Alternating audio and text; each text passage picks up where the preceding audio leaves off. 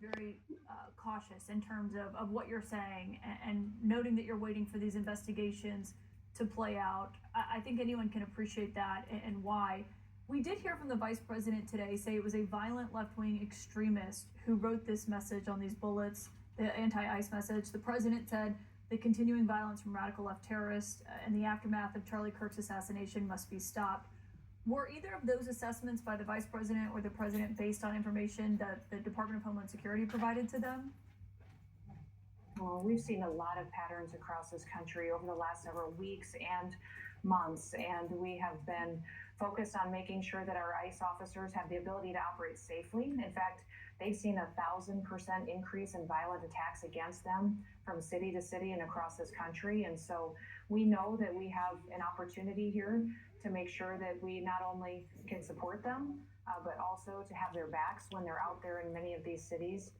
And individuals and politicians, senators, governors are demonizing them, that we have the opportunity to tell the truth about the work that they do, that what these law enforcement officers doing, they're upholding the law.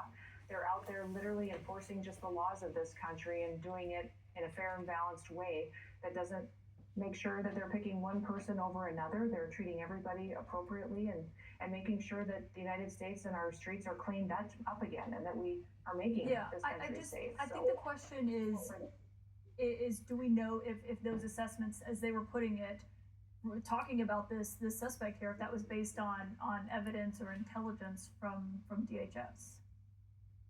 Now, the indication and the evidence that has been revealed to the public so far indicates that it is someone who is very much against our ICE officers and the work that they were doing and opposed to what they're doing, just opening up fire on an ICE processing facility where they knew that law enforcement officers would be and individuals would be, gives us some indication as to how this individual felt about his beliefs, what he believed should be happening, and we will continue to dig into his background and to see what may have motivated him and learn from him and see what we can do to prevent it in the future.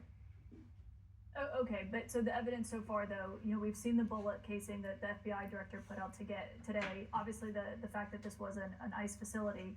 Has anything else been provided to the president and to the vice president for what they said today, for their statements?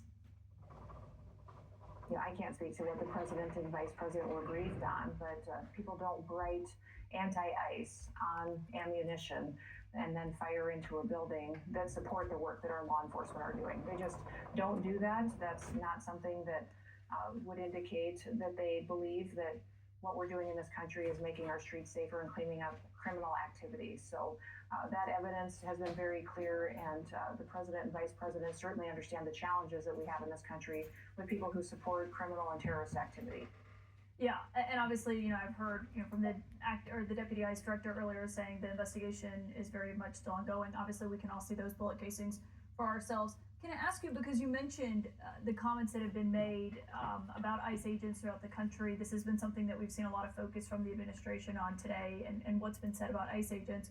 One thing that we've heard out of the West Wing recently was from a senior advisor to the president, Stephen Miller, calling Democrats a domestic extremist organization. As the head of the Department of Homeland Security, or the Homeland Security Secretary, would you agree with that characterization? No, we certainly have seen Democrats out there take extreme positions and support radical criminal organizations. Their support of terrorists such as MS-13 and Tren de Aragua, and seeing U.S. senators go and have margaritas with them in a foreign country to support them and their child trafficking and human trafficking exploits, I think is a tragic thing to experience in the United States. Well, Chris Van Hollen said that was basically a setup by Bukele. But I just think the question is, would you label them a domestic extremist organization, as Stephen Miller did? I would love to see these Democrats denounce these criminals, these individuals that are out there trafficking drugs and trafficking our children, raping our girls and boys and selling them, and people that are out there committing criminal acts, robbing and murdering individuals. I haven't seen these Democrats do that, and they should. Gavin Newsom should. Tim Walz should. They should denounce these activities. Crockett. We should have all of them stand up and say enough is enough. American citizens deserve safety, and we're not going to stand behind any criminals and support them over our law enforcement officers. But as the DHS secretary, would you say that Democrats are a domestic extremist organization? Yes or no? Views are extreme and they don't align with the American people at all.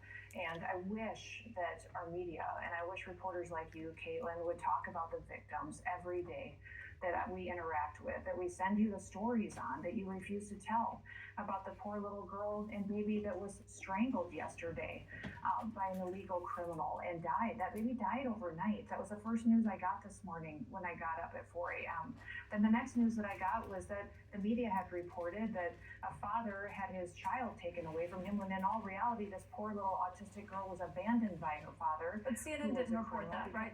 Right, Secretary Noem? But you know what, Caitlin? Just if you guys would just tell the truth about what these criminals are and what they've done in their history, We tell the truth and make it every about night. the victim, that'd be fantastic. We send out about 5 or 6 different press releases every day correcting stories, and I'll send you the copies of the ones that you've gotten wrong that we've been able to correct. But these law enforcement officers are being demonized, and they should be supported because they have families too, and they live in these communities. Their kids go to school there. Their spouses go to work, and they just And wanna of go course, at night and make their community and their city safer. Secretary Noem, as you know, if we get something wrong, we correct it. But also, what you just referenced there is not something that CNN reported. And obviously, we strive for accuracy every night. Secretary Noem, I really appreciate you joining us tonight to offer an update on that investigation. Obviously, we'll continue to follow it closely and what DHS releases.